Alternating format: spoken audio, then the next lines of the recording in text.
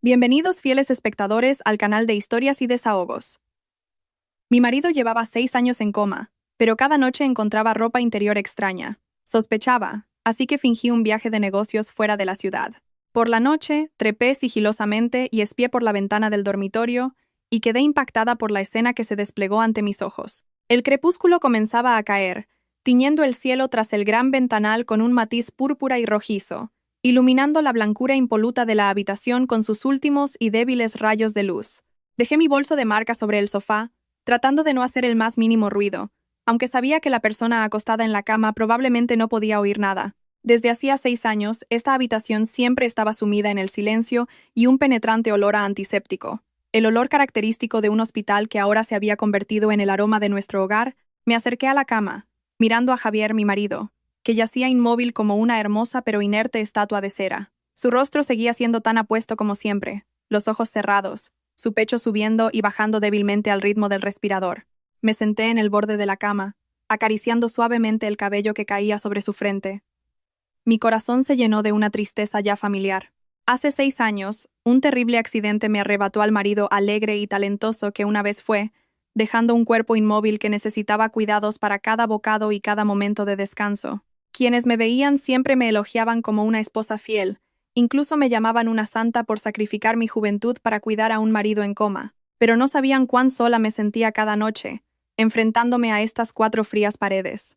Me incliné para besar su frente, como era mi costumbre al volver del trabajo para que supiera que su esposa había regresado. Sin embargo, en cuanto mi nariz rozó la piel de su cuello, me detuve de repente. Mezclado con el olor a alcohol medicinal y al suave jabón de bebé que usaba para él, había un aroma extraño que asaltó mi olfato. Era el olor de un perfume penetrante y seductor, un tipo de aroma amaderado con sándalo y almizcle que se encuentra comúnmente en las colonias masculinas de lujo. Y lo que era aún más alarmante, percibí un vago olor a humo de cigarrillo frío, ese olor agudo que se adhiere a la piel de un hombre que acaba de fumar.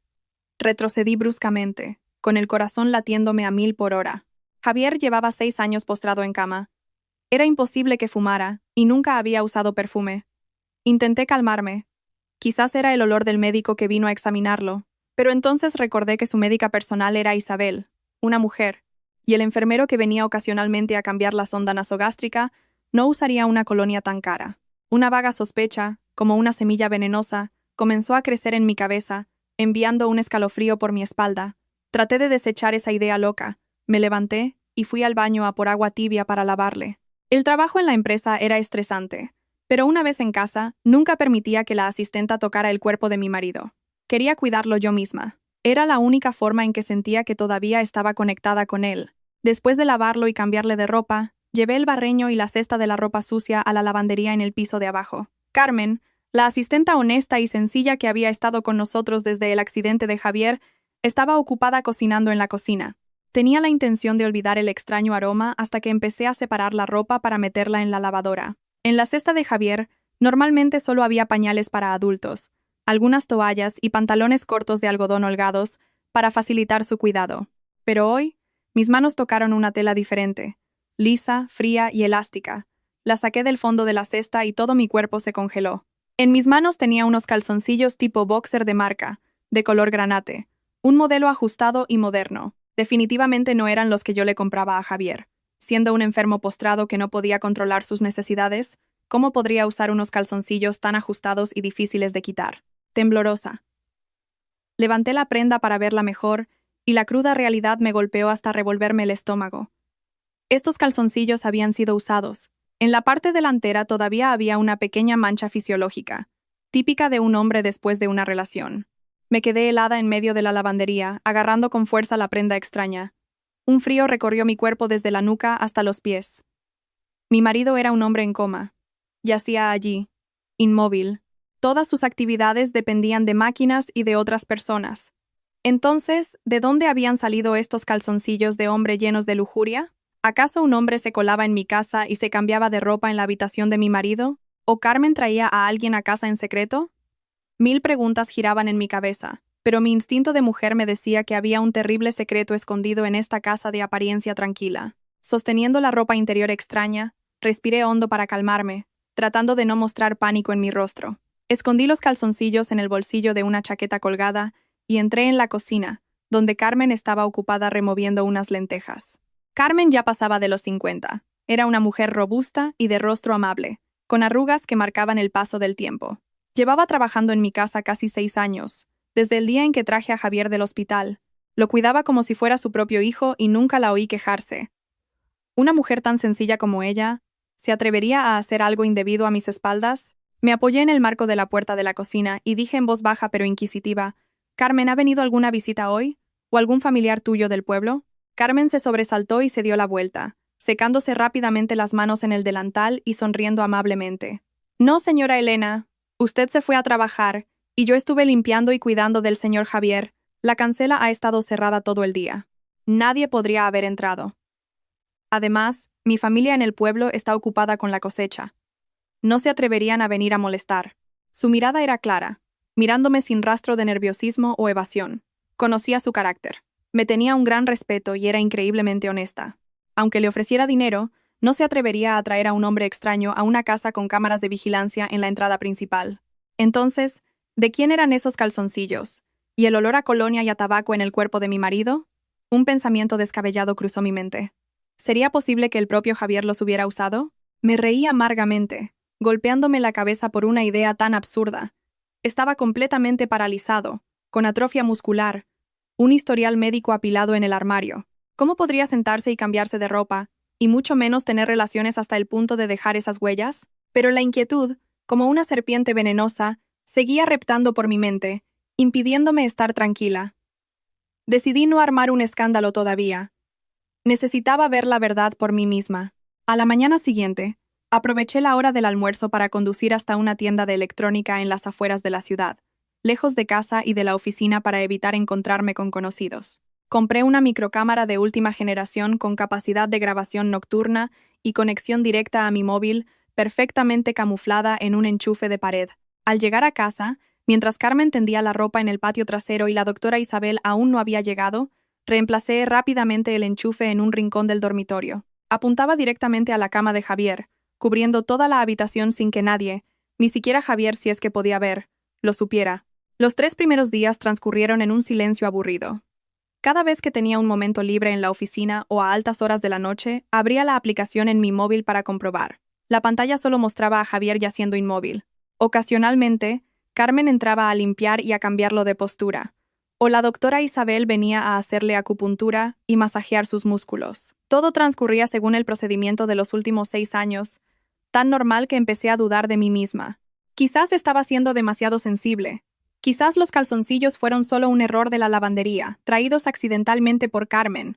Sin embargo, en la 4ª noche, mi paciencia fue recompensada con un descubrimiento que me heló la sangre. Esa noche no podía dormir, dando vueltas en la cama hasta casi la 1 de la madrugada, cuando cogí el móvil para revisar la cámara. La pantalla mostraba claramente la penumbra del dormitorio. Bajo la pálida luz amarilla de la lámpara de noche, de repente, la señal se interrumpió violentamente. Líneas horizontales y verticales corrían caóticamente. Luego, la pantalla se quedó completamente negra. Señal perdida.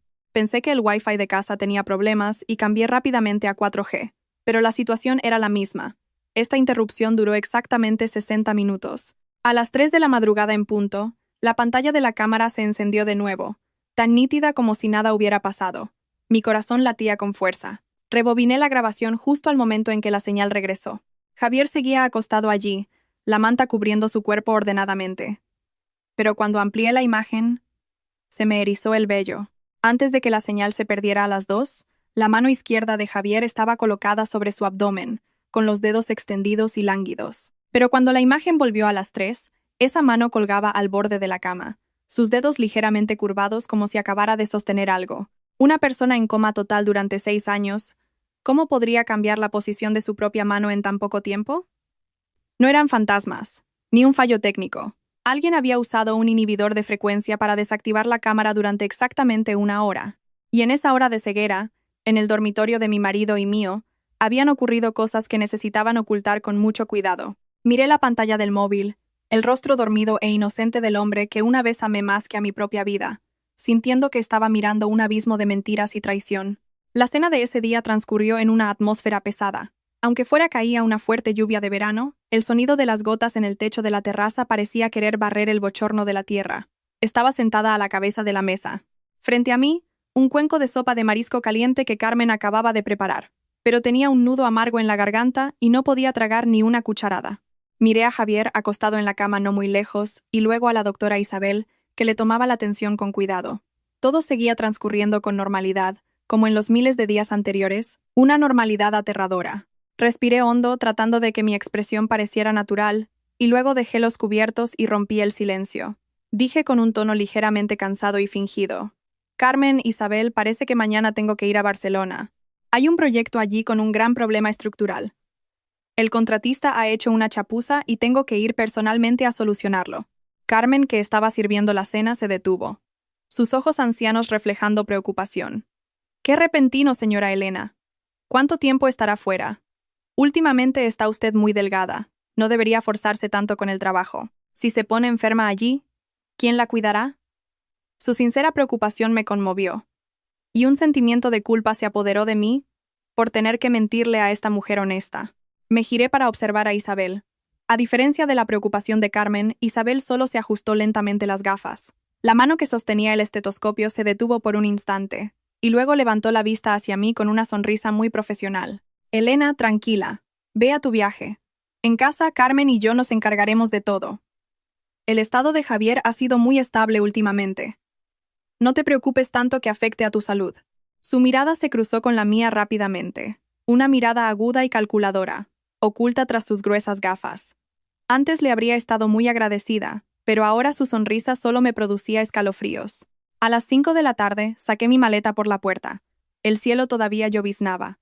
Un viento fuerte soplaba a través de los viejos robles al borde del camino. Le di varias instrucciones a Carmen antes de subir a regañadientes al BTC que ya me esperaba. El coche se puso en marcha. Miré hacia atrás, contemplando por última vez a través de la cortina de lluvia la imponente casa de 3 plantas. En mi interior, me preguntaba si, después de este viaje tormentoso, ese lugar seguiría siendo mi hogar. No fui al aeropuerto como había dicho. Le pedí al conductor que me dejara en un supermercado a unos 2 kilómetros de casa. Después de dejar mi equipaje en una consigna, volví a pie, siguiendo un sendero cubierto de maleza detrás de la urbanización. Ya había oscurecido por completo. El jardín de mi casa estaba sumido en una oscuridad silenciosa. Solo se oía el croar de las ranas después de la lluvia. Me deslicé a través del seto de hibiscos y me escondí entre unos arbustos densos, justo enfrente de la ventana del dormitorio del segundo piso. Los mosquitos y los insectos comenzaron a atacarme, picaduras que picaban por todos mis brazos y piernas. Pero me mordí el labio y aguanté, sin atreverme a moverme. Mi cuerpo estaba empapado por el rocío nocturno y el sudor frío, pero mis ojos permanecían fijos en la ventana iluminada. A las 10 de la noche, la luz de la habitación se apagó. El ambiente se volvió tenso y silencioso. Exactamente a las 2 de la madrugada, un coche negro se detuvo frente a la puerta trasera, el lugar que normalmente se usaba para sacar la basura. La puerta del coche se abrió, una figura de mujer bajó con paso rápido y decidido. Bajo la tenue luz de la farola, reconocí a Isabel. No tocó el timbre ni llamó por teléfono, sino que buscó en su bolso, sacó un manojo de llaves y las introdujo en la cerradura de la puerta trasera con gran destreza. El sonido del clic resonó en la noche. La puerta se abrió, tragándose su figura. Mi corazón latía con tanta fuerza que parecía que iba a salirse del pecho. Me quité los tacones, caminé descalza sobre la hierba húmeda y fría, y me acerqué sigilosamente a la casa. La vieja bugambilla que crecía pegada a la pared había extendido sus fuertes ramas hasta el balcón del segundo piso, un lugar que yo misma había cuidado para darle sombra a mi marido. Ahora, esa planta se convertía en la única escalera que me ayudaría a acercarme a la verdad. Me agarré a las ramas ásperas. Las espinas afiladas me arañaban la piel, pero el dolor físico no era nada comparado con el miedo que crecía en mi pecho. Contuve la respiración y subí lentamente hasta el balcón. Luego espié a través de una pequeña rendija entre las cortinas que no estaban completamente cerradas. La tenue luz de la lámpara de la mesilla iluminaba los objetos familiares de la habitación, creando sombras espeluznantes. Agarré con fuerza el frío marco de la ventana, conteniendo el aliento mientras miraba hacia adentro. El silencio era tal que sentía que podía oír mi propia sangre pulsando en mis venas. Sobre la cara cama médica, donde mi marido había yacido inmóvil durante 6 años, la manta y las almohadas estaban ahora tiradas a un lado, y Javier, el hombre al que los médicos habían diagnosticado con atrofia muscular y parálisis total permanente, estaba sentado tranquilamente en el borde de la cama. Me froté los ojos una y otra vez, esperando que fuera solo una alucinación producto del agotamiento y el estrés. Pero no, la escena ante mis ojos era cruelmente real. Javier se levantó y estiró los hombros con satisfacción. Los músculos de su cuerpo se movían con fluidez bajo el pijama de seda. No había ni rastro de atrofia o debilidad. Caminaba de un lado a otro de la habitación con paso firme y decidido. En su mano sostenía una copa de vino tinto que brillaba. De vez en cuando la acercaba a su nariz para disfrutar de su aroma.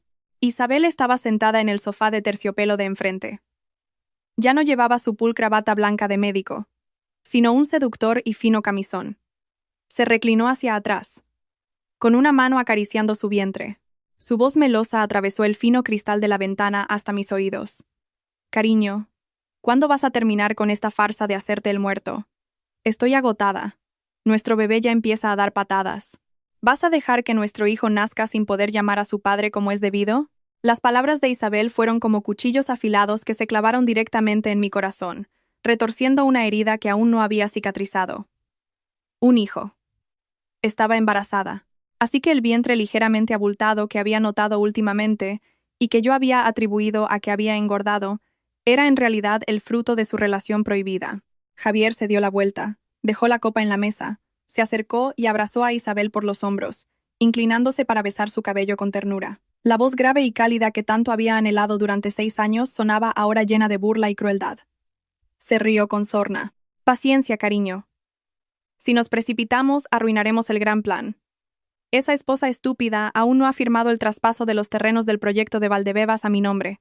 Cree que está expiando su culpa, sacrificándose por su marido, cuando en realidad está criando a una serpiente en su propia casa, manteniéndonos a todos. Cada palabra que pronunciaba sonaba ligera, pero tenía un poder destructivo inmenso, derrumbando toda la confianza y el amor que tanto me había costado construir. Resulta que, a sus ojos, yo solo era una esposa estúpida, una herramienta para exprimirle el dinero, nada más.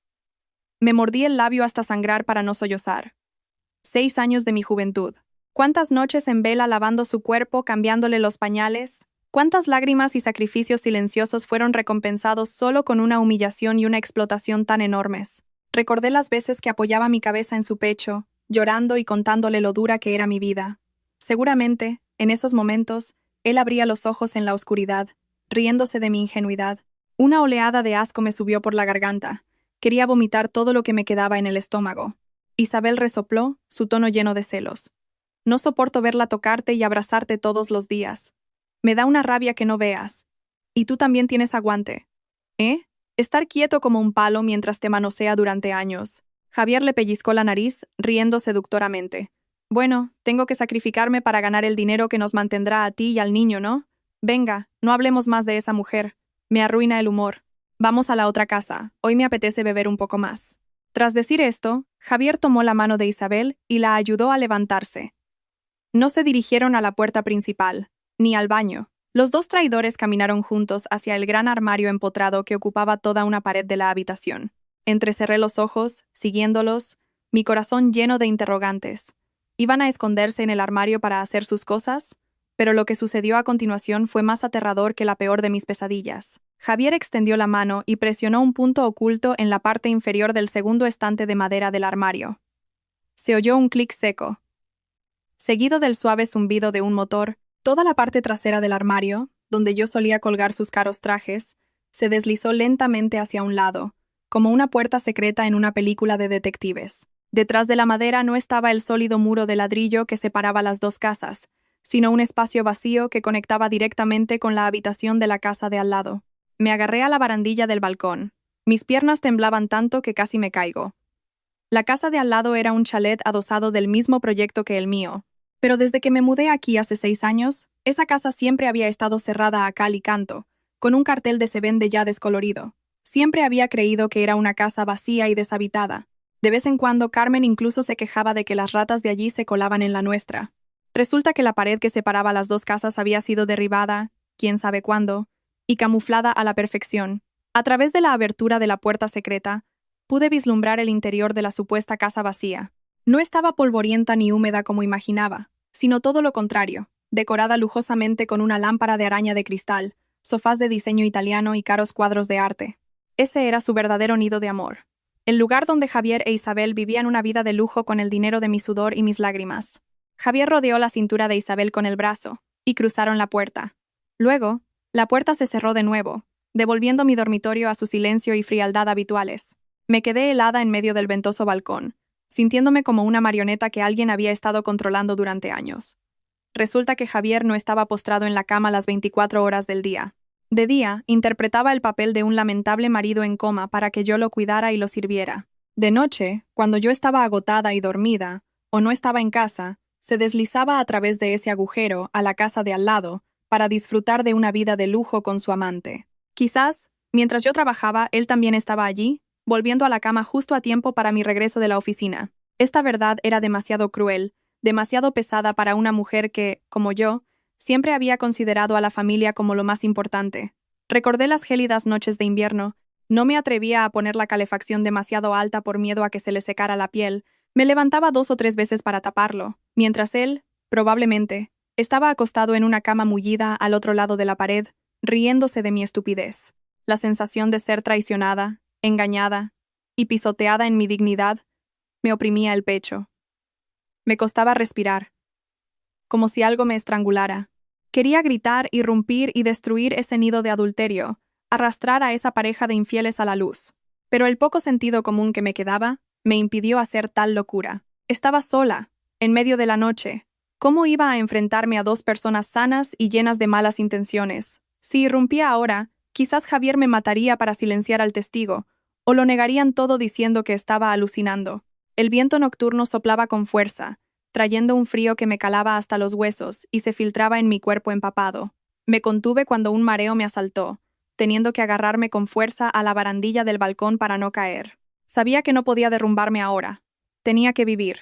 Tenía que mantenerme lúcida para recuperar todo lo que era mío, para hacerles pagar por 6 años de mi juventud y por los millones de euros fruto de mi duro trabajo. Respiré hondo, tratando de calmar los latidos desbocados de mi corazón.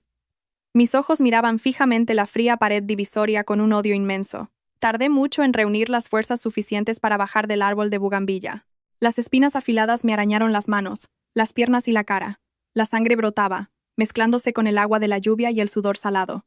Pero ya no sentía dolor. ¿Qué era este dolor físico comparado con la herida abierta en mi alma? Caminé tambaleándome sobre la hierba mojada, tratando de no hacer ruido, deslizándome por el oscuro jardín como un fantasma errante. No me atreví a coger el coche directamente, temiendo que el ruido del motor los alertara.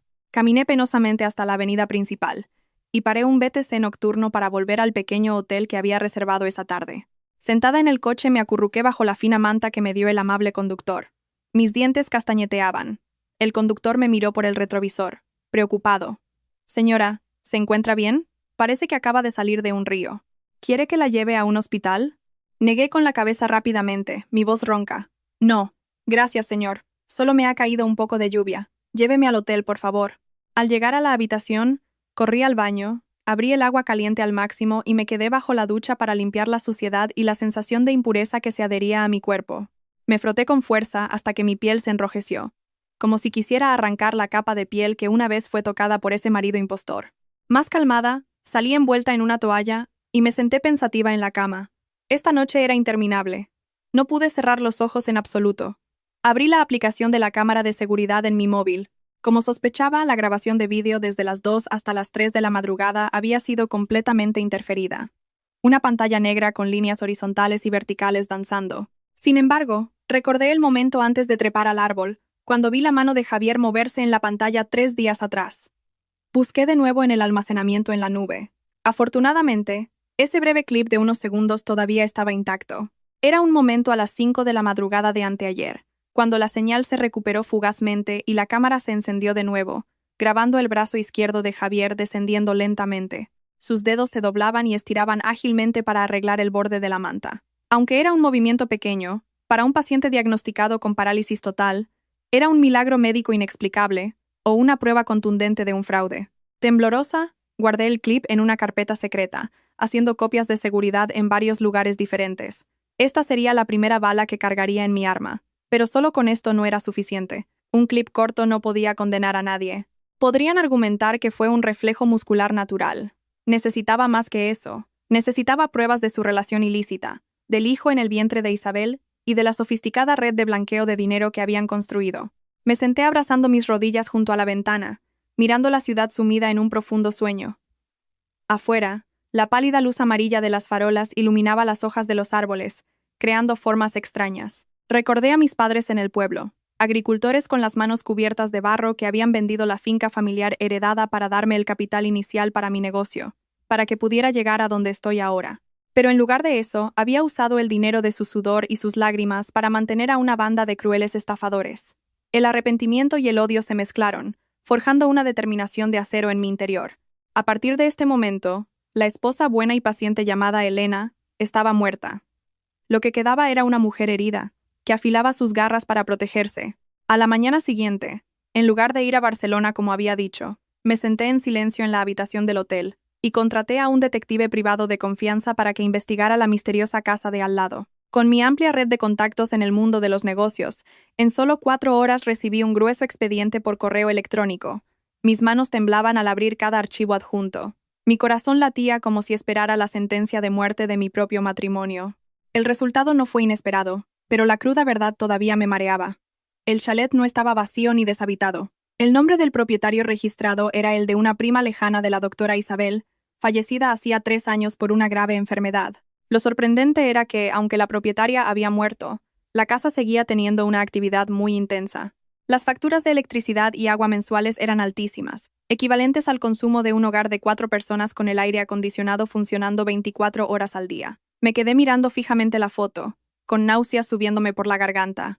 Entre los montones de basura, mezclados con cajas de comida rápida de lujo, había una caja de los suplementos para embarazadas más caros, importados de Alemania, y lo más repugnante eran los envoltorios de preservativos ultrafinos que a Javier tanto le gustaban. Mientras yo, día y noche, le cambiaba los pañales, lavando un cuerpo que fingía estar inmóvil aquí al otro lado de la pared, él se estaba revolcando con su amante, disfrutando de un placer despreciable. Habían construido un cómodo nido de amor justo al lado de mi casa, convirtiéndome en una burra estúpida que hacía girar la noria para financiar su lujosa vida. El detective también me proporcionó otra información crucial. Isabel no era solo una médica personal. Ella y Javier habían sido compañeros de clase en la Facultad de Medicina. Incluso habían salido brevemente antes de que Javier me conociera. Todas las piezas del rompecabezas dispersas de repente encajaron en una imagen completa y aterradora. No había ninguna coincidencia. Todo era un guión planeado desde hace 6 años, o incluso más. Cerré el portátil y miré por la ventana la ciudad bulliciosa. Pero, ¿por qué mi corazón se sentía tan frío y solo? Dejé el hotel y me dirigí a una cafetería tranquila en un callejón poco transitado para continuar mi investigación. Con mi acceso de administrador a la empresa, entré en el sistema de contabilidad interno y comencé a revisar el flujo de fondos de los últimos 6 años. Antes, por confiar demasiado en Javier y sentirme culpable por el accidente, firmaba todos los documentos sin la menor sospecha. Incluso le di a Isabel poder para gestionar una fundación benéfica llamada Fundación de Ayuda a Pacientes Cerebrales para ganar méritos para mi marido. La cifra que apareció en la pantalla me dejó helada. 3 millones de euros. Esa era la cantidad total que había desembolsado durante 6 años con el pretexto de tratamientos y obras de caridad. Facturas de importación de medicamentos especiales del extranjero, equipos médicos de última generación, todo comprado a precios desorbitados a empresas ficticias. Verifiqué el NIF de esas empresas y me reí hasta llorar al descubrir que todas eran empresas fantasma.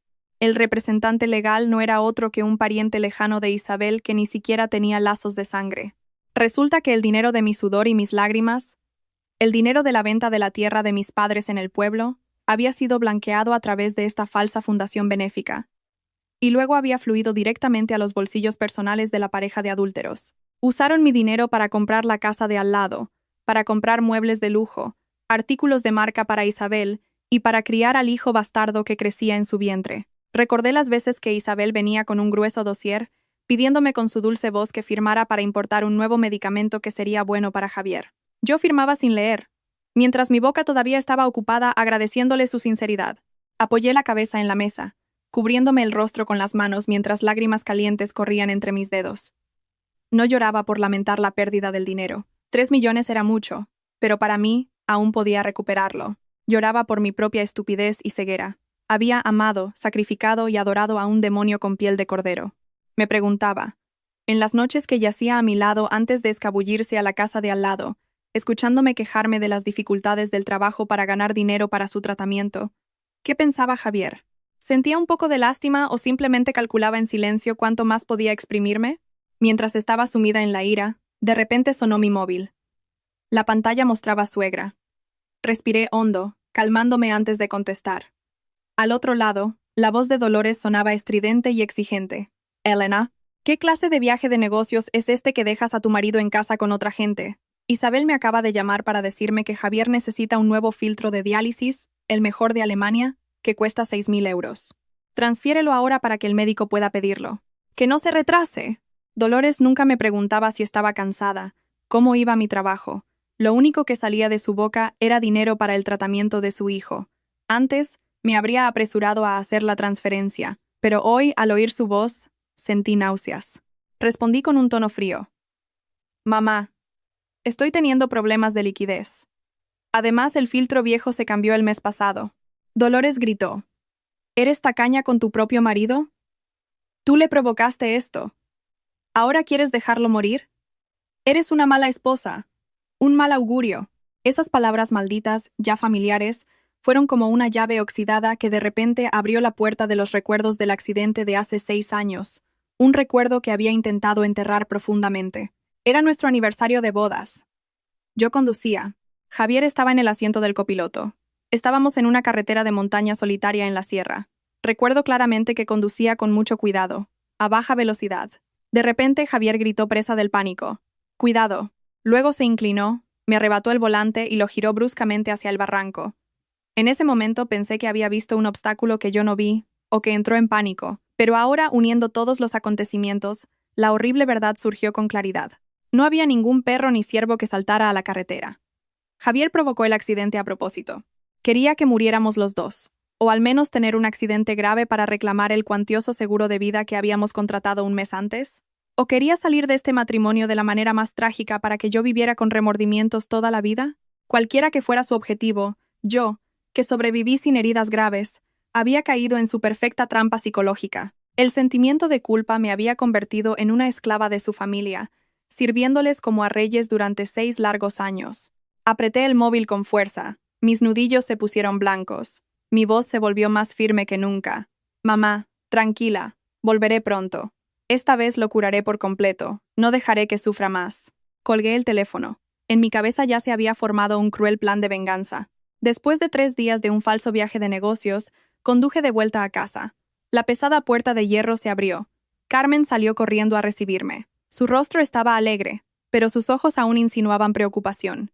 Entré con la maleta, tratando de mostrar la apariencia más desaliñada y cansada posible. Subí al dormitorio del segundo piso. El olor a antiséptico y a aceite de citronela volvió a asaltar mi nariz, pero esta vez sabía que solo era el olor que enmascaraba la podredumbre interior. Javier ya estaba de nuevo acostado en la cama, la manta cubriéndole el pecho, los ojos cerrados. Su actuación era realmente digna de un Oscar. Isabel estaba a su lado, con una jeringa en la mano para alimentarlo a través de la sonda nasogástrica. Al verme entrar, sonrió amablemente. ¿Ya has vuelto, Elena? Estos días la tensión de Javier ha estado un poco alta. Quizás echaba de menos a su esposa. Tuve que quedarme toda la noche para que se estabilizara. Contuve las náuseas que casi me ahogaban. Tiré mi bolso en una silla y corrí hacia la cama, abrazando a Javier con fuerza. Hundí mi rostro en su pecho, donde el corazón de ese impostor latía con calma, y luego lloré a mares. «Cariño, perdóname. Soy una inútil», grité, con lágrimas y mocos manchando su limpia ropa de paciente. Sentí que el cuerpo de Javier se tensaba ligeramente por la sorpresa, pero permaneció inmóvil. Isabel dejó rápidamente la jeringa y me dio unas palmaditas en la espalda. «Ay, Elena, ¿qué pasa? Cálmate, que vas a asustar a Javier». Levanté la vista, con los ojos hinchados, y miré a Isabel. Mi voz temblaba de desesperación. «Isabel, la empresa ha quebrado. El proyecto de Barcelona se ha derrumbado. Me exigen una indemnización por incumplimiento de contrato de cientos de miles de euros. Lo he perdido todo. Tendré que vender la casa, el coche, venderlo todo para pagar». Mientras hablaba, observé en secreto la expresión de Javier. Justo cuando mencioné la palabra vender la casa, sus párpados se contrajeron fuertemente y su mano, oculta bajo la manta, se apretó de repente en un puño. Isabel también palideció, tartamudeando. «¿Cómo ha podido ser tan grave, Elena? ¿Y el dinero para el tratamiento de Javier qué?». Negué con la cabeza, con una expresión de increíble tormento. Quizás tengamos que llevarlo de vuelta al pueblo, Isabel. Vivir en una casa modesta, tomar hierbas medicinales para sobrevivir. ¿De dónde vamos a sacar dinero para seguir aquí? Lo siento, cariño.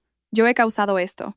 Apoyé la cabeza en el pecho de Javier y continué llorando, pero la comisura de mis labios esbozó en secreto una fría sonrisa. Después de soltar la impactante noticia de la bancarrota, vi cómo la atmósfera en esta lujosa casa cambiaba por completo. El silencio que la envolvía ya no era la tranquilidad de la casa de un enfermo, sino la tensión de los cálculos que bullían en la cabeza de cada uno. Isabel se excusó para salir a hacer una llamada, seguramente para informar a sus cómplices de mi crítica situación financiera.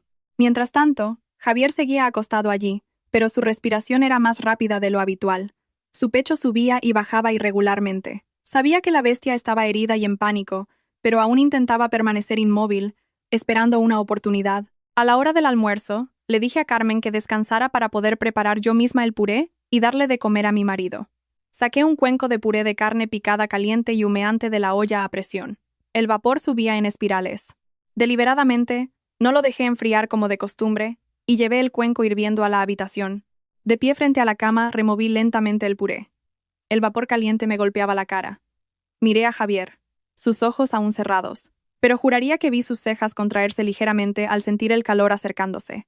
Me senté en la silla. Mi voz sonaba ronca y llena de remordimiento. Cariño, come un poco de puré. Ahora nuestra familia está en apuros. Ya no hay dinero para comprar leche importada o sueros. Intenta comer con normalidad para mantenerte fuerte y luchar contra la enfermedad. Soy una inútil, no puedo cuidarte bien. Mientras hablaba, cogí una cucharada de puré caliente sin soplar y se la acerqué a la boca.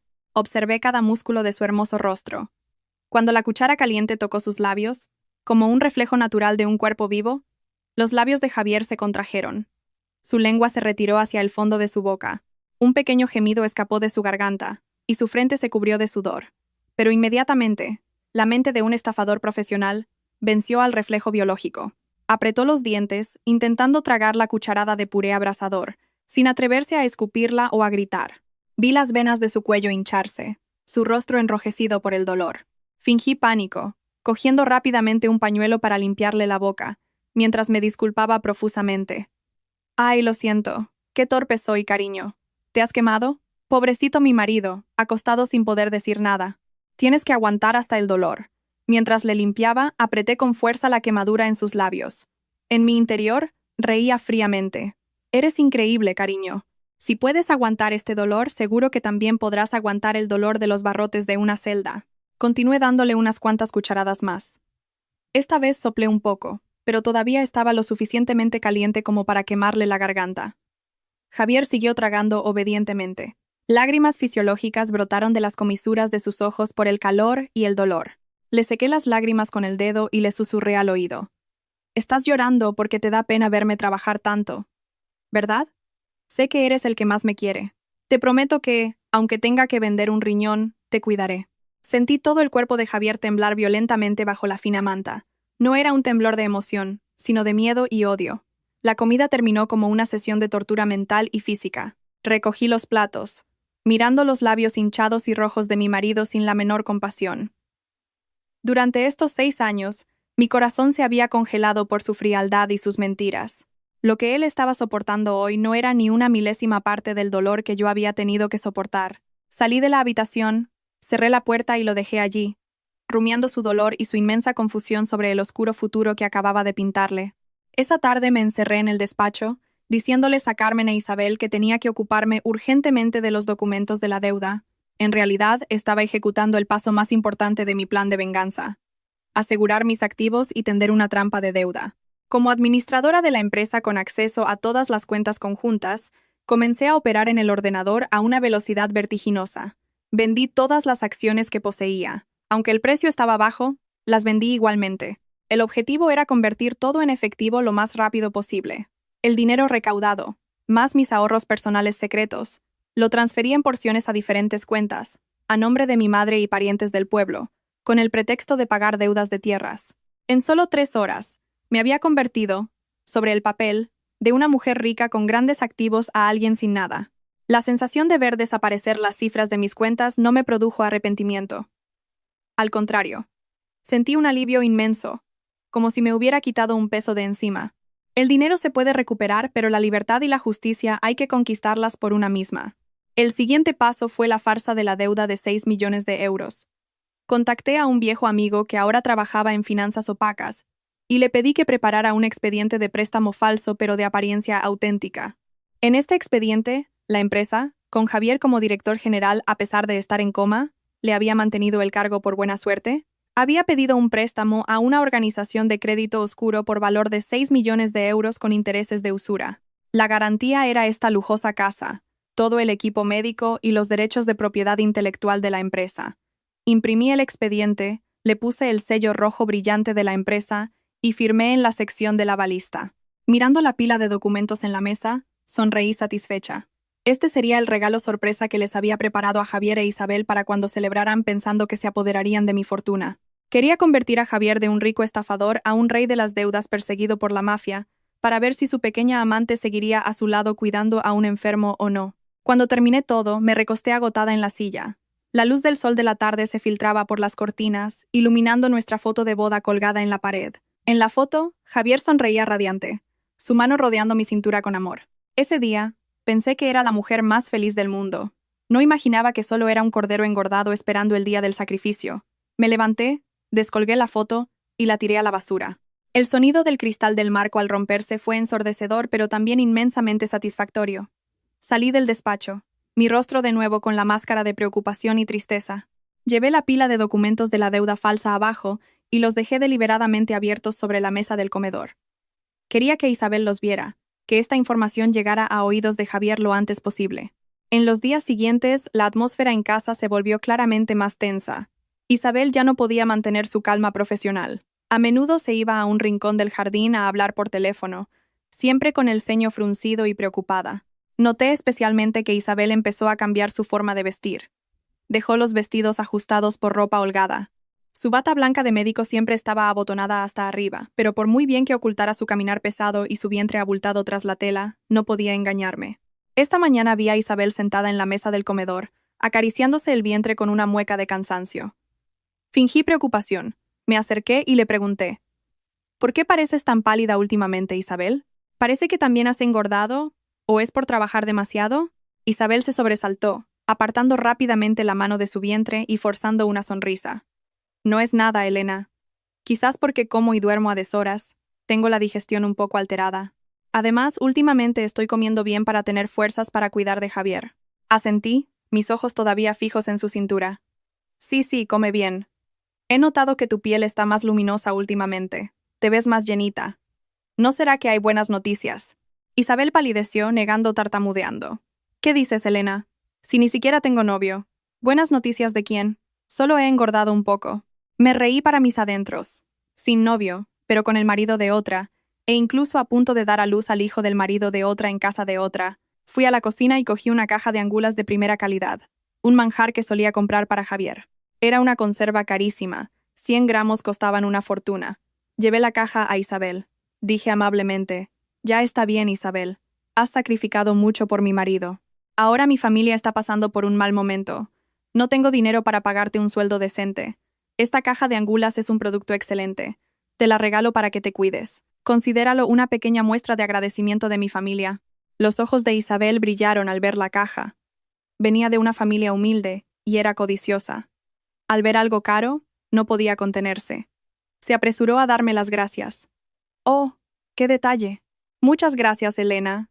Eres muy buena. Incluso en estos momentos difíciles, sigues pensando en mí».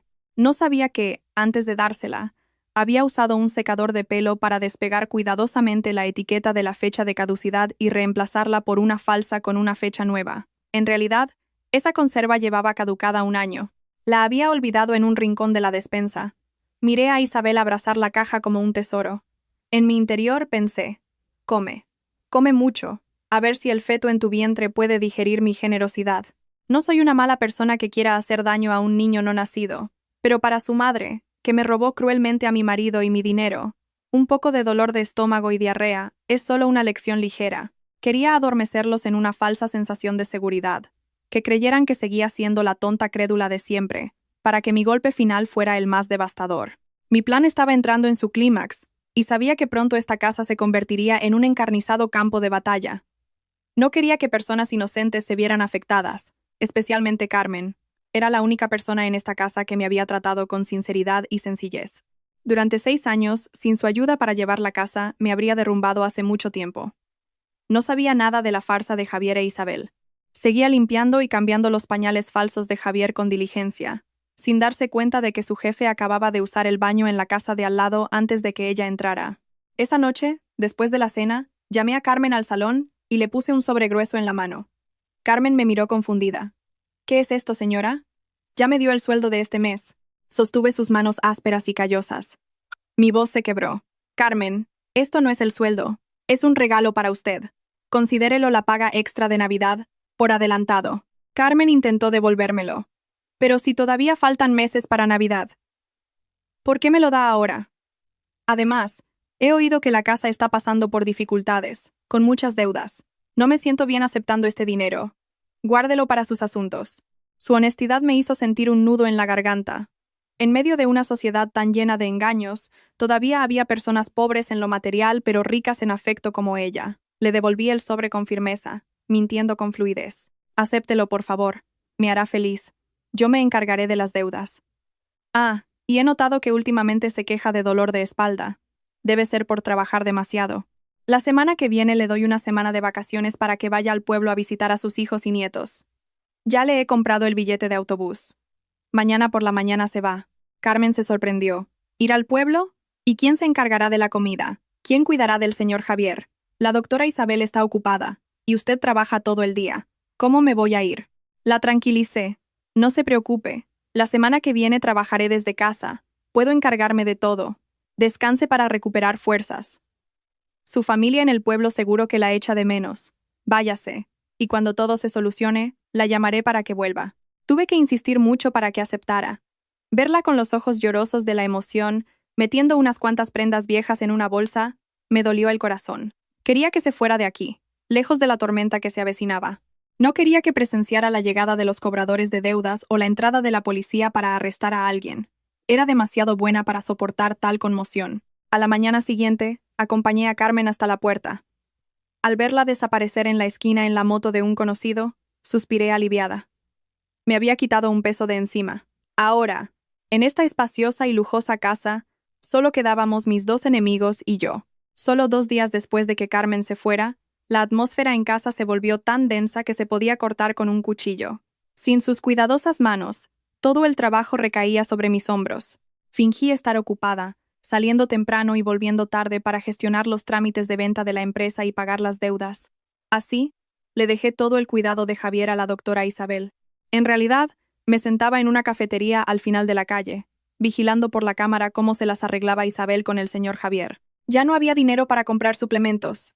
Pasé a comprar los medicamentos genéricos más baratos, pastillas enormes y amargas. La comida de Javier también se volvió notablemente más simple. De purés de marisco de primera calidad y sopa de nido de golondrina, pasó a puré blanco con carne picada barata, a veces tan aguado que era casi solo agua. También le di instrucciones a Isabel. «Isabel, ahora la casa no tiene dinero. Por favor, reduce los medicamentos. Los suplementos cerebrales de Francia y América son demasiado caros. Cambiémoslos por suplementos herbales locales. Además, lleva 6 años postrado. Ni con la medicina de un dios despertaría». Al ver a Isabel con el ceño fruncido, sosteniendo los medicamentos locales, supe que sentía mucha pena por su amante, pero no se atrevía a quejarse por miedo a ser descubierta. Mientras Javier, acostado en la cama tragando pastillas amargas, debía de estar gritando por dentro. El dinero se había acabado, lo que significaba que la vida de lujo en el chalet de al lado también se había interrumpido. El punto culminante llegó el día 5 de cada mes, el día que solía pagarle el sueldo a Isabel. Estuvo rondándome toda la noche. Finalmente, con voz baja, abrió la boca. «Elena, hoy es día de pago. ¿Cómo lo ves?» Dejé de pelar una fruta, levanté la vista y la miré con una expresión llena de pesar. «Ay, Dios mío, se me había olvidado. Es muy complicado, Isabel. Las cuentas de la empresa están todas congeladas por una inspección de Hacienda. Ahora mismo no tengo nada de efectivo. Por favor, compréndeme y déjame deberte el sueldo de este mes. En cuanto venda la casa, te pagaré el principal más los intereses». El rostro de Isabel cambió. Sus labios temblaban. No solo necesitaba el sueldo para vivir, sino también para pagar la hipoteca del chalet. Miró a Javier, acostado en la cama. Por el rabillo del ojo, Vi a Javier fruncir el ceño con fuerza. Sin dinero, ¿de qué iban a vivir? El hijo en el vientre de Isabel, ¿con qué se iba a alimentar? La crisis financiera había llamado de verdad a la puerta de la pareja de adúlteros. La falta de dinero había hecho que perdieran la paciencia y la cordura. Como esperaba, Javier e Isabel empezaron a ponerse nerviosos. No podían esperar a que yo vendiera la casa y saldara las deudas para recibir su parte. Sabían que con una deuda de 6 millones de euros, ni vendiendo toda la casa sería suficiente para pagar los intereses. Necesitaban dinero fresco y rápido. Y así, la noche siguiente, mientras yo estaba sentada en el salón, fingiendo mirar la pila de documentos de la deuda, Isabel me trajo un vaso de zumo de naranja. Su voz era dulce y atenta. «Elena, bebe un poco para no agotarte. Te veo muy preocupada. Yo también estoy angustiada, con un problema de deuda tan grave. ¿Qué tal si consideramos vender algunos activos, Elena?» Suspiré profundamente. Sí, también estoy intentando vender esta casa. Con la economía como está, hay pocos compradores y muchos que regatean.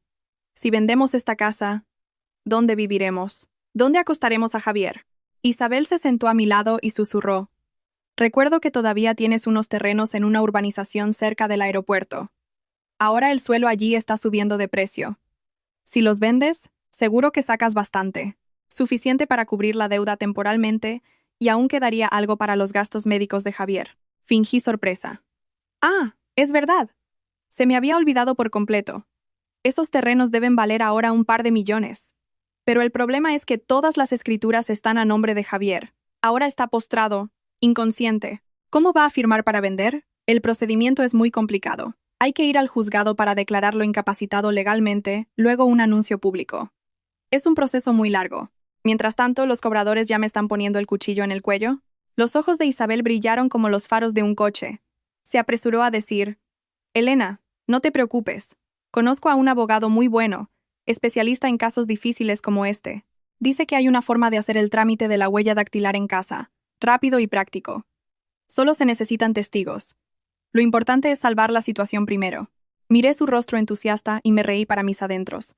Esta chica está demasiado ansiosa. No ha sido en vano que le preparara el banquete y la invitara a comer. Fingí dudar, pensando durante un largo rato, y luego asentí. Bueno, supongo que no queda más remedio. Llama a ese abogado enseguida. Hazlo lo más rápido posible. Yo también estoy agotada. Quiero resolver esto para poder centrarme en cuidar a Javier. Isabel, exultante como si hubiera encontrado oro, salió corriendo a hacer la llamada.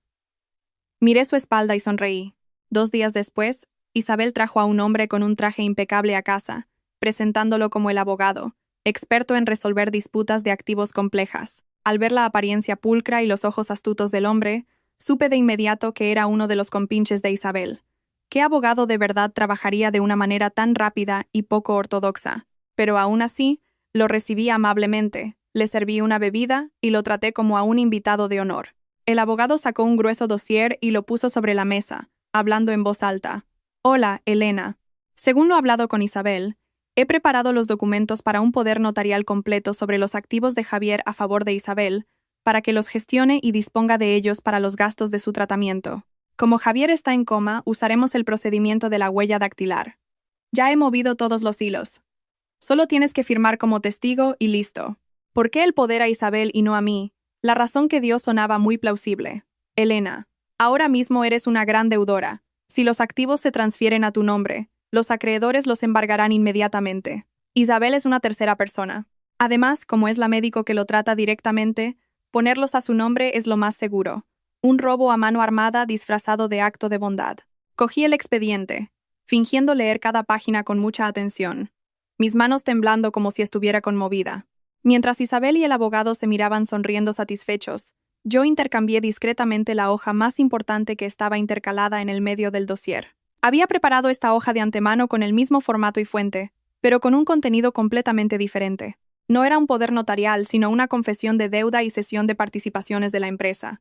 En ella, Javier reconocía que la deuda de 6 millones de la empresa había sido bajo su dirección para fines personales y que ahora cedía todos los activos restantes para reparar las pérdidas. Coloqué el expediente frente a Javier y saqué una almohadilla de tinta roja.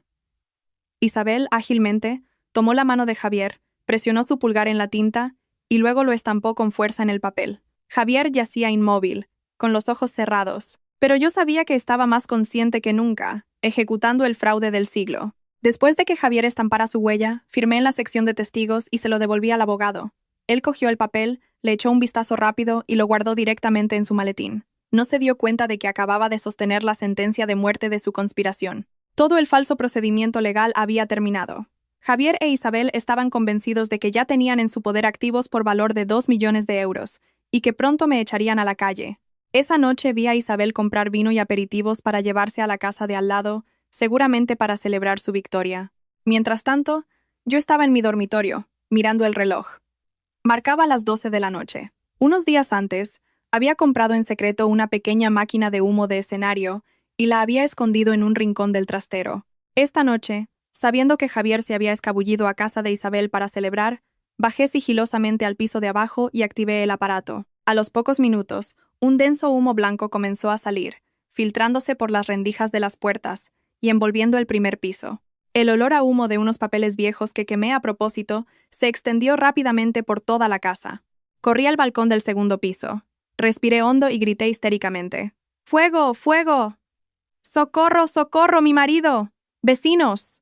Mi grito desgarrador resonó en la noche silenciosa, despertando a toda la urbanización. Las luces de las casas vecinas se encendieron, los perros ladraron ruidosamente, se oyeron pasos corriendo. Activé el sistema de alarma de incendios del edificio. La sirena aulló, ensordecedora como si rasgara la noche. Corrí al patio, abrí de par en par la puerta de hierro, con el pelo revuelto, la cara sucia de hollín, y llorando señalé hacia el segundo piso. Mi marido Javier todavía está arriba. Por favor, sálvenlo. Está paralizado, no puede correr. Varios jóvenes vecinos, algunos con extintores, otros con palanquetas, subieron corriendo las escaleras. Eran personas amables y entusiastas que siempre se habían compadecido de mi situación. Una esposa joven con un marido inválido. El sonido de los pasos apresurados y los gritos resonaron por toda la casa. Corrí detrás de ellos, observando en secreto. Había mucho humo, pero la mayor parte era falso. De la máquina de humo. No causaba asfixia, pero era suficiente para nublar la vista y crear el pánico necesario. «¡Derribad la puerta! ¡Rápido, derribadla!», gritó un vecino. La pesada puerta de roble fue pateada con fuerza y se abrió, golpeando la pared con un estruendo. La luz de las linternas de los móviles de todos barrió la habitación en penumbra. Contuve la respiración, con el corazón latiendo con fuerza, esperando el momento en que se descorriera el telón, y entonces todos se detuvieron en seco. Un silencio repentino se apoderó de la escena, superando el sonido de la sirena de alarma que seguía aullando. En la familiar cama médica, la manta y las almohadas estaban desordenadas, pero no había nadie acostado allí. El respirador seguía zumbando, pero el tubo de respiración estaba tirado en el suelo. «¿Dónde está?» «La señora Elena dijo que su marido estaba aquí», dijo un vecino, volviéndose hacia mí con una mirada de confusión y sospecha. Caminé tambaleándome hacia la cama, toqué el lugar todavía cálido donde había estado acostado, y luego me llevé las manos a la cabeza, gritando de dolor. «Dios mío, ¿dónde está Javier? ¿A dónde ha desaparecido? ¿O un ladrón lo ha secuestrado?» Me dejé caer al suelo, llorando y gritando. Todos se arremolinaron a mi alrededor para ayudarme a levantarme, completamente desconcertados. Una persona completamente paralizada, con atrofia muscular durante 6 años, ¿cómo podía desaparecer por sí sola en un instante? El ruido y el denso humo de mi casa ya se habían extendido a las casas vecinas, especialmente al chalet de al lado, el nido de amor secreto de Javier e Isabel. Quizás por miedo a que el fuego se propagara, por curiosidad, o simplemente por el pánico del sonido de la sirena, la puerta del garaje de la casa de al lado se levantó lentamente y desde dentro, 2 figuras salieron corriendo apresuradamente al patio. Justo en ese momento, llegó el camión de bomberos. El potente foco del camión barrió la noche, iluminando directamente a los 2 protagonistas que estaban parados, confusos, en medio del patio. La atmósfera pareció congelarse por un momento. Todos, yo, los vecinos y los bomberos, dirigimos nuestra mirada hacia el haz de luz. Allí, de pie, sano y fuerte, estaba Javier. No estaba acostado en una cama con tubos por todas partes, sino de pie, erguido, vistiendo un pijama de seda a juego, del mismo color ciruela que el de Isabel. Su mano todavía rodeaba la cintura de Isabel para protegerla. Su apuesto rostro, bajo la deslumbrante luz, mostraba una clara expresión de sorpresa y miedo extremo. Se quedó boquiabierto, con los ojos muy abiertos, mirando a la multitud que lo observaba paralizada. «Pero si es el señor Javier», exclamó una vecina, su voz temblando como si hubiera visto un fantasma. Decían que estaba paralítico. ¿Cómo es que puede caminar así? Los susurros comenzaron a extenderse como un enjambre de abejas. Javier pareció despertar de un sueño, soltando rápidamente la mano de Isabel. Sus piernas se doblaron, intentando fingir una caída para continuar con su papel de inválido. Pero ya era demasiado tarde. Docenas de pares de ojos inmóviles levantados grabando habían capturado el momento en que estaba de pie como una persona normal. Me sequé las lágrimas ya secas. Mi rostro pasó del sufrimiento a una frialdad aterradora. Caminé lentamente hacia ellos. La multitud se apartó automáticamente para dejarme pasar. Javier levantó la vista y me miró, tartamudeando. «Cariño». Puedo explicarlo. Una bofetada resonante aterrizó justo en la cara de Isabel, haciéndola tambalearse y casi caer. Me volví hacia Javier. Mi voz era un gruñido entre dientes apretados. «Ponte derecho, deja de actuar. ¿Hasta cuándo piensas engañarme a mí y a todo el mundo?» Mi bofetada fue como un jarro de agua fría para Isabel, que se llevó la mano a la mejilla con los ojos llenos de lágrimas. Se escondió rápidamente detrás de Javier. Mientras tanto, Javier, sabiendo que ya no podía fingir, se levantó torpemente, pero aún intentando mantener un caminar débil y vacilante. Miró a su alrededor, vio a los vecinos señalándolo y grabando, y se apresuró a defenderse, su voz todavía temblando por el shock. Es un malentendido. Estaba sonámbulo. No, es un reflejo de supervivencia. Sí, un reflejo de supervivencia. Tragó saliva con dificultad, intentando inventar la excusa más científica posible. Al oír la alarma de incendios, el humo entró en la habitación. Entré en pánico. En una emergencia, el cuerpo se despierta instintivamente para buscar una salida. Yo mismo no sé cómo he llegado aquí. Isabel, a su lado, se apresuró a añadir. Es cierto, señores. En medicina esto se llama fenómeno del reflejo especular. En una situación de peligro, Javier fue fuertemente estimulado. Por eso se movió así, aunque normalmente está muy débil. Me reí. Una risa amarga y llena de sarcasmo que resonó en la noche silenciosa, haciendo que todos se estremecieran. ¿Reflejo de supervivencia? ¿Reflejo especular? ¡Qué maravilla! Me acerqué y señalé directamente a la cara de Javier. ¿Qué clase de reflejo de supervivencia es tan inteligente como para saber correr desde el segundo piso de su propia casa, abrir una puerta secreta y colarse en el dormitorio de la doctora vecina para esconderse? Javier palideció. ¿Puerta secreta? ¿De qué tonterías estás hablando? No le respondí, sino que me volví y grité a todo el mundo. Señores, por favor, entren y vean. Dentro del armario empotrado del dormitorio de mi casa hay una puerta que conecta con la casa de la señora Isabel. Los dos han derribado la pared que une las dos casas, quién sabe desde cuándo, para facilitar sus encuentros amorosos, convirtiendo mi casa en el escenario de una estafa. Mi acusación fue como una bomba que explotó en medio de la multitud. Varios jóvenes curiosos subieron corriendo al dormitorio para comprobarlo. Poco después, se oyeron gritos desde arriba. ¡Es verdad! Detrás del armario hay un pasadizo que conecta con la casa de al lado. Dios mío, es increíble. Javier e Isabel se quedaron helados, sus rostros pálidos como la cera. Sus explicaciones torpes y estúpidas se convirtieron ahora en el hazmerreír de todos.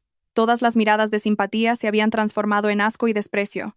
Cuando se reveló la verdad sobre la puerta secreta, Javier supo que no tenía escapatoria. Estuvo a punto de abalanzarse sobre mí para callarme o de fingir una convulsión para buscar una salida. Pero justo en ese momento, la sirena de un coche de policía se oyó al final de la calle, acercándose. En realidad, en cuanto activé la alarma de incendios, ya había llamado a la comisaría para informar de que sospechosos desconocidos se habían infiltrado en mi casa, almacenaban bienes ilícitos y realizaban actividades ilegales. 2 coches de policía se detuvieron justo delante. Los agentes bajaron rápidamente. Pidieron a la multitud que se dispersara y aseguraron la escena. Corrí hacia el oficial al mando para informar. Agente, soy la propietaria de la casa. Sospecho que estas 2 personas han entrado ilegalmente en mi propiedad y han cometido un fraude para apoderarse de mis bienes. Solicito un registro administrativo de la casa de al lado. Javier e Isabel temblaban violentamente.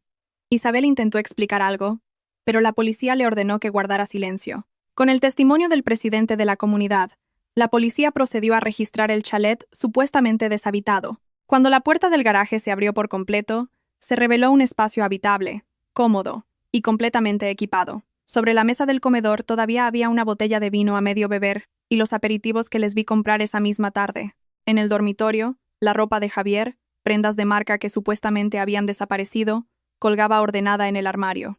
Y lo más importante, en una pequeña caja fuerte en un rincón de la habitación, cuya contraseña ya había facilitado a la policía porque había instalado en secreto un software de seguimiento y grabado a Isabel abriéndola, encontraron una gran cantidad de dinero en efectivo, divisas y documentos de transferencias de mi empresa a cuentas en el extranjero. Este era el dinero que habían estado desviando de la empresa y de la fundación benéfica durante todo este tiempo. Javier se apoyó en la pared. El sudor le corría a chorros, empapando su caro pijama de seda. Las piernas que supuestamente estaban paralizadas ahora temblaban de verdad, sin necesidad de actuar. Me miró con una mezcla de odio y miedo. Mientras tanto, yo estaba de pie entre la multitud de vecinos, viendo cómo registraban su nido de amor pecaminoso, sintiendo una inmensa satisfacción. La perfecta fachada del marido en coma y la doctora dedicada se había desmoronado ante la luz de la ley. A partir de ahora, ya no eran actores consumados, sino simples sospechosos esperando el día del juicio. En medio del caos, mientras la policía conducía a Javier e Isabel hacia el coche, la multitud de vecinos que los rodeaba crecía. Todos estaban indignados al ver la inhumana farsa que acababan de presenciar. Los insultos no cesaban. Estafador, pobre de su mujer criando a una víbora en casa. Gente como esta debería ir a la cárcel de por vida. Isabel, acostumbrada a vivir en el lujo y bajo la protección de Javier, se convirtió en el blanco de cientos de miradas de desprecio y entró en pánico. En el forcejeo para evitar los objetivos de los móviles de los vecinos que retransmitían en directo, Isabel tropezó con un escalón y cayó al suelo. Siguiendo el instinto de una madre, en lugar de extender los brazos para protegerse, se abrazó fuertemente el vientre, gritando histéricamente: «¡Ay, mi hijo! Me duele mucho la barriga». Su acción y sus palabras fueron como echar leña al fuego. Me crucé de brazos, observando a Isabel gemir de dolor en el suelo. Su camisón se había levantado, revelando un vientre ya bastante abultado. Me acerqué, me incliné y miré directamente a la cara de Javier, que estaba paralizado a su lado, sonriendo con un cinismo que helaba los huesos. «Vaya, Javier, eres increíble. 6 años postrado, con atrofia muscular, parálisis total. Pero tu esperma sigue siendo tan fuerte como el de un atleta olímpico. ¿O es que eres la reencarnación de Hércules, que con solo estirar los hombros puede dejar embarazada a alguien?» La multitud se quedó boquiabierta. Risas burlonas y comentarios sarcásticos empezaron a surgir. Una vecina chasqueó la lengua. «¿Paralítico? ¿Qué paralítico ni qué nada? Mira la barriga de esa mujer. Debe de estar de 5 meses. Resulta que de día se hacía el muerto, y de noche se levantaba para hacer ejercicio con ganas. Con razón está tan en forma». Esos cotilleos eran como agujas que pinchaban el orgullo de Javier. Su rostro se enrojeció y luego se volvió gris ceniza, sin atreverse a levantar la vista. Poco después se llamó a una ambulancia para llevar a Isabel a que la examinaran. Bajo custodia policial, la escena del marido en coma esposado y su amante embarazada siendo llevados con las sirenas a todo volumen se convirtió en el centro de atención de toda la urbanización. Esa noche, vi cómo la comitiva de vehículos desaparecía. En mi corazón no había ni un ápice de compasión. Ese niño no tenía la culpa, pero nació de la semilla del pecado y la mentira, y que su madre tuviera que soportar su karma delante de todo el mundo era una justicia merecida. Volví a entrar en la casa, viendo el desorden, el humo y el polvo. La gran foto de boda del salón había sido derribada en el caos y estaba hecha añicos. Pisé los fragmentos de cristal, oyendo el crujido bajo mis pies, y sentí mi corazón increíblemente ligero. La fachada de esta familia feliz finalmente había sido destruida por completo, revelando la verdad más cruda y cruel. Pero era mejor un dolor agudo y definitivo que vivir toda una vida en una dulce mentira. En la comisaría, la tensión llenaba la sala de interrogatorios. Javier se sentó frente al inspector, con las manos esposadas a la silla, el sudor empapando su caro pijama de seda. Seguía negándolo todo obstinadamente. Afirmó que había recuperado la memoria y la movilidad hacía solo unos meses gracias a los cuidados sinceros de la doctora Isabel y que enamorarse era algo natural, que no había ningún delito grave, como mucho una infracción de la monogamia. Tenía miedo de que mi mujer sufriera un shock, por eso no me atrevía a anunciar mi recuperación. Pensaba esperar un poco más hasta estar completamente estable, se defendió Javier, intentando salvar la poca imagen que le quedaba. Isabel, en una sala contigua, después de que los médicos le dieran los primeros auxilios y confirmaran que el feto estaba a salvo, dio una declaración que coincidía con la de Javier, que estaba cegada por el amor, y por eso ocultó el hecho de que Javier se había recuperado. Yo estaba sentada en la sala de espera, escuchando a un agente contarme brevemente sus declaraciones, y no pude evitar reírme. Incluso en esta situación, seguían actuando, cantando esa conmovedora canción de amor verdadero. Con calma, saqué un pequeño pendrive negro de mi bolso, el objeto que me había acompañado los últimos días. Lo puse sobre la mesa del comisario. Mi voz era firme. «Agente, aquí están todas las pruebas que he reunido. No solo hay vídeos que los graban viviendo como un matrimonio normal durante meses, sino también sus conversaciones planeando cómo apoderarse de mi patrimonio». Cuando el pendrive se conectó al ordenador, la gran pantalla de la sala de reuniones se iluminó. Aparecieron los vídeos con claridad. Escenas de Javier caminando libremente por la casa. Javier e Isabel brindando con copas de vino para celebrar el éxito de haberme engañado para firmar una gran donación. Javier llamándome vaca lechera estúpida cada vez que yo salía de casa. Y lo más importante, la grabación de Javier confesándole a Isabel lo del accidente de hacía años. Esa idiota. Le di un volantazo, pero no murió. En lugar de eso, se ha partido el lomo manteniéndome. Bueno, supongo que está pagando una deuda de una vida anterior. Trajeron a Javier a la sala para confrontarlo con las pruebas. Al verse a sí mismo en la pantalla, riéndose felizmente del sufrimiento de su esposa, el rostro de Javier se volvió blanco como el papel, temblaba, sus labios se movían, pero no podía pronunciar palabra. Todas sus defensas sobre una recuperación milagrosa o un amor verdadero se desvanecieron como pompas de jabón. Ante pruebas de acero irrefutables, su máscara de doble cara había sido arrancada, revelando su verdadera naturaleza de estafador profesional y cruel. El inspector miró a Javier con severidad. «Señor Javier, con estas pruebas, no solo se le investiga por fraude y apropiación indebida, sino que también hay indicios de un delito de lesiones dolosas y una violación de los deberes familiares. ¿Todavía tiene algo que negar?» Javier hundió la cabeza en la mesa. Todo su cuerpo temblaba violentamente. Su silencio era la confesión de culpabilidad más clara. A la mañana siguiente, la noticia de este escandaloso suceso se extendió a una velocidad increíble. Mi suegra Dolores, que estaba en el pueblo, al enterarse de que su hijo había sido arrestado, se apresuró a venir a la ciudad. Irrumpió en la comisaría como un torbellino, llorando y gritando, armando un escándalo. «Dios mío, mi hijo está enfermo, postrado en una cama. ¿Qué ha podido hacer para que lo arresten? Suelten a mi hijo. Es una calumnia». Al verme sentada trabajando con mi abogado en un rincón, Dolores se abalanzó sobre mí para atacarme. «¡Tú! ¡Tú le has tendido una trampa a tu propio marido! ¡Mala mujer! ¡Serpiente venenosa! Tengo que matarte». Afortunadamente, los agentes intervinieron rápidamente y la sujetaron con fuerza. Dolores se debatía, con los ojos inyectados en sangre de odio, sin dejar de insultarme.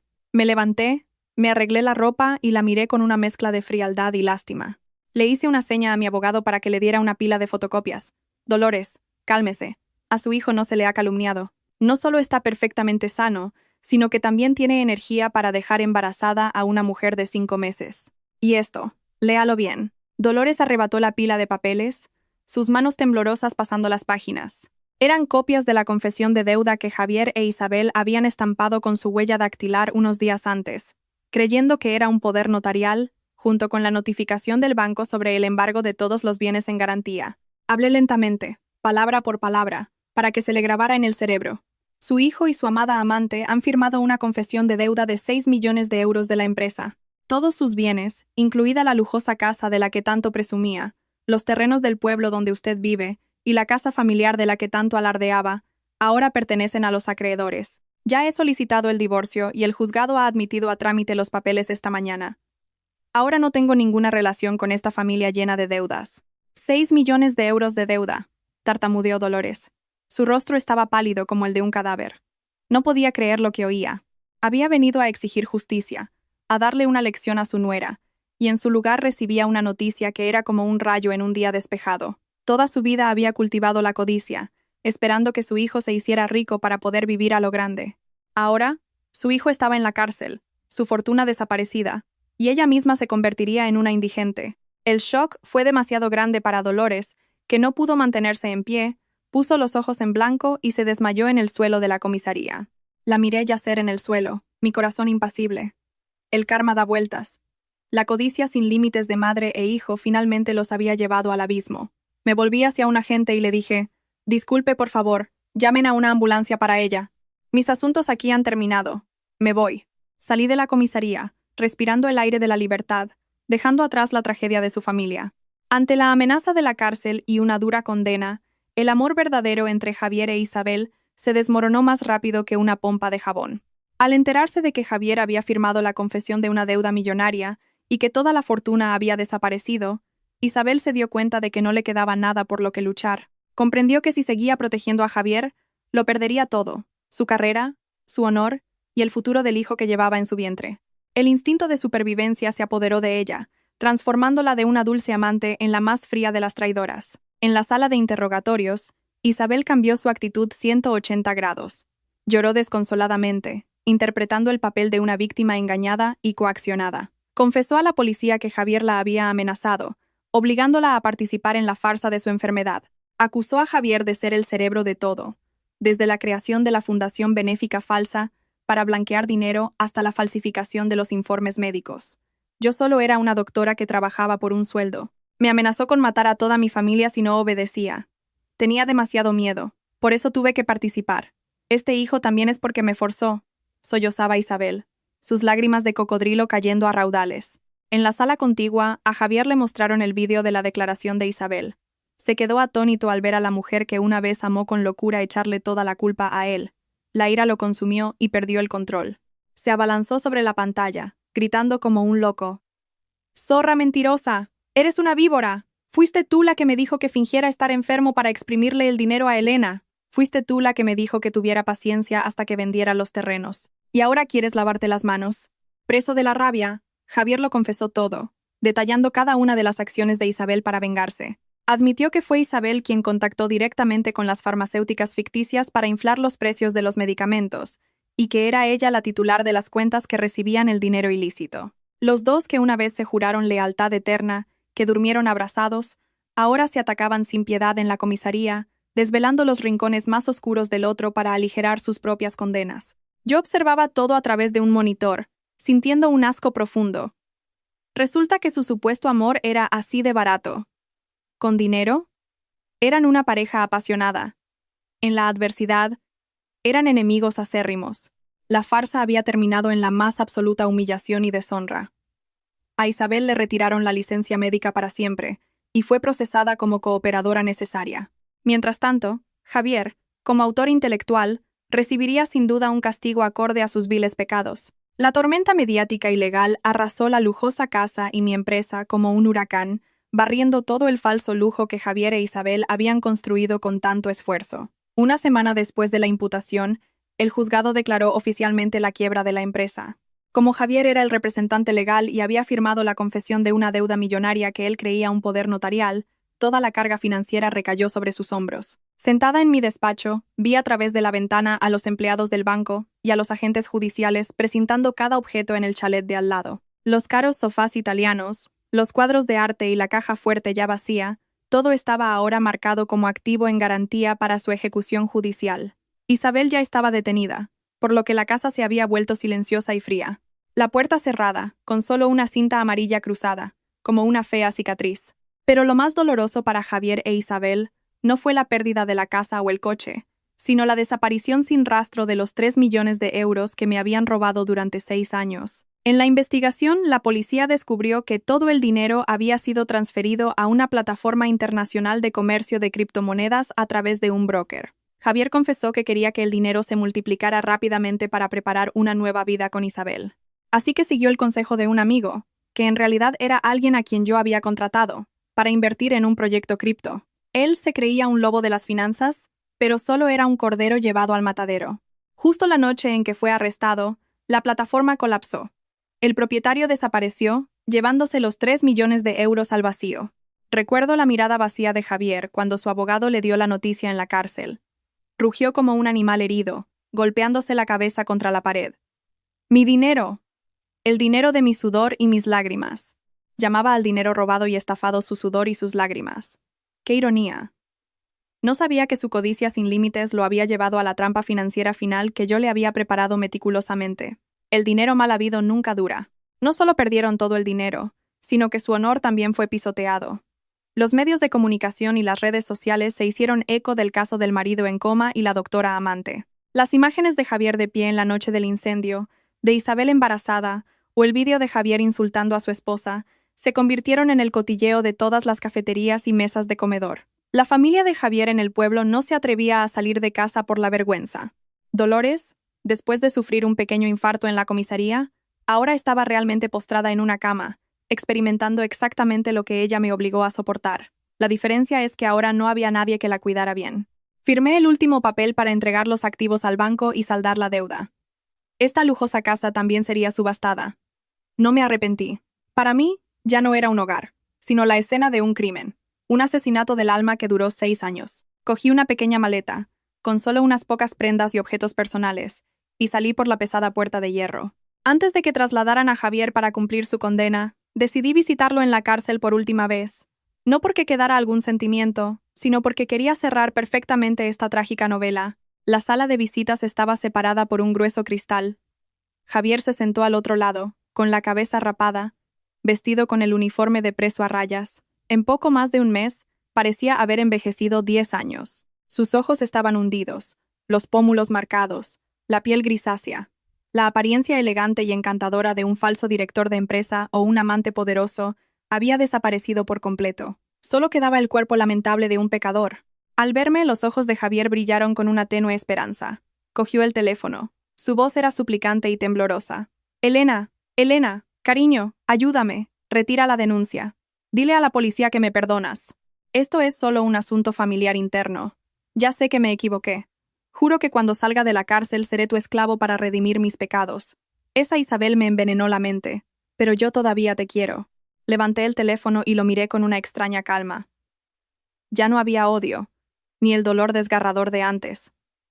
Frente a mí, solo había un hombre extraño y despreciable. Esbocé una leve sonrisa. Javier, incluso en esta situación sigues actuando. ¿No te cansas después de 6 años? Javier se sobresaltó, sus ojos girando. No estoy actuando. Te lo digo de corazón. ¿No recuerdas cuánto nos queríamos? Te juré lealtad. No hables del pasado, lo interrumpí, mi voz fría como el hielo. ¿Recuerdas nuestro aniversario de bodas de hace 6 años? ¿El día de nuestro destino en esa carretera de montaña? El rostro de Javier cambió. Tartamudeó. ¿Por qué sacas eso? Fue un accidente. Acerqué mi rostro al cristal, mirándole fijamente a los ojos, y dije lenta y claramente, no fue un accidente, y no fuiste el único que vio un perro saltar a la carretera. En realidad, yo ya lo había visto desde lejos. Sabía exactamente lo que ibas a hacer cuando te quitaste el cinturón y te inclinaste hacia mí. El volantazo que di fue siguiendo tu voluntad a propósito. Javier se quedó paralizado, con la boca abierta, las pupilas dilatadas de horror. Me miró como si viera un monstruo. Continué, mi voz todavía suave, como si contara un cuento. Solo quería probar si el hombre que amaba realmente quería matarme o no. Y no me decepcionaste. Eres muy cruel, Javier. Querías que muriéramos los dos. O al menos que yo muriera para que pudieras cobrar el seguro. Pero Dios lo ve todo. Yo solo sufrí heridas leves, mientras que tú recibiste tu karma al instante. Estos 6 años te he cuidado no porque fuera estúpida, sino porque quería ver cuánto tiempo podías interpretar el papel de un hombre en coma. Esperaba el día en que tú mismo te quitaras la máscara, y ahora tu deseo se ha cumplido. Javier dejó caer el teléfono. Todo su cuerpo temblaba violentamente. Su rostro estaba pálido como la cera. Se dio cuenta de que durante 6 años se había creído el director, el cerebro de la operación, pero en realidad solo había sido una marioneta lamentable en el tablero de ajedrez del destino. Con un silencio aterrador, colgué el teléfono, me levanté y me despedí de él. Disfruta de tu nuevo papel en la cárcel. Esta vez no habrá público. Me di la vuelta y me marché. A mis espaldas oí los gritos histéricos de Javier y las reprimendas de un guardia. Pero esos sonidos se ahogaron rápidamente en el silencio, cuando la pesada puerta de hierro se cerró detrás de mí. Al salir por la puerta de la cárcel, el cielo estaba alto y azul. Lo primero que hice fue llamar a Carmen. Sonó un par de veces, y al otro lado oí su voz familiar y sencilla. Hola, señora Elena. ¿Está usted bien? ¿Cómo va lo de las deudas? Estoy en el pueblo pero con el corazón en un puño. Al oír su voz, casi se me saltan las lágrimas. Mientras todo el mundo me daba la espalda y me engañaba, esta mujer, sin ser de mi sangre, siempre se preocupaba sinceramente por mí. Carmen, ya he terminado, dije con la voz quebrada. Todo está arreglado. He vendido la casa y he pagado todas las deudas. Ahora estoy muy aliviada, pero ya no tengo una casa grande. Solo puedo permitirme un apartamento pequeño. ¿Querría venir a vivir conmigo? Al otro lado, Carmen se emocionó. ¿Qué dice, señora? ¿Casa grande? ¿Casa pequeña? ¿Qué más da? Lo importante es que usted esté bien. Voy para allá ahora mismo. Cojo el autobús de esta tarde. Esa tarde recogí a Carmen en la estación. Nos abrazamos, conmovidas, en medio del bullicio. La llevé al nuevo apartamento que había alquilado, en una zona residencial tranquila y arbolada. La casa era pequeña, solo 2 habitaciones, pero era cálida y luminosa. Ya no había olor a antiséptico, ni máquinas médicas frías, y lo más importante, no había más mentiras. Con mi capital personal, el dinero que había logrado asegurar e invertir antes de que todo se destapara, abrí una pequeña floristería justo debajo del edificio. Era mi sueño de juventud, que había tenido que posponer por el negocio y por cuidar de mi marido. Cada día, Carmen y yo cuidábamos de las flores, preparando hermosos ramos para los clientes. Carmen estaba encantada. Decía que esta vida era más feliz que en la gran casa. Se sentía en paz. En las noches de tormenta, ya no me despertaba sobresaltada, preocupada por si mi marido tenía frío o sospechando de cada señal extraña. Dormía profundamente, sin pesadillas. Me di cuenta de que la felicidad no consiste en tener una gran fortuna o un marido perfecto a los ojos de los demás. La felicidad es cuando llega la noche y puedes dormir con la cabeza alta, y a la mañana siguiente despertarte con el corazón en paz para recibir un nuevo día. Ese oscuro pasado se había cerrado de verdad, como una larga pesadilla que, al despertar, solo deja la lección de lo caro que puede salir confiar en el corazón humano. 3 años después, Asturias me recibió con una mañana fresca. Una fina niebla se aferraba a las verdes colinas. Me había mudado aquí hacía más de un año, dejando atrás la ruidosa ciudad y los tristes recuerdos. Mi pequeño salón de té y floristería estaba en una ladera suave, donde las rosas trepadoras florecían todo el año. No venía mucha gente, pero todos eran amantes de la tranquilidad. Venían a disfrutar del té, a admirar las flores y, a veces, a buscar un momento de silencio para sí mismos. Como yo, mi vida ahora fluía en paz. Me levantaba temprano, preparaba té, horneaba pasteles. Por las tardes paseaba tranquilamente por la senda del oso. Por la noche leía un libro junto a la chimenea. Carmen seguía viviendo conmigo. Se había acostumbrado al clima de aquí. Su piel estaba radiante, siempre sonriendo. De vez en cuando me llegaban noticias de la gente del pasado.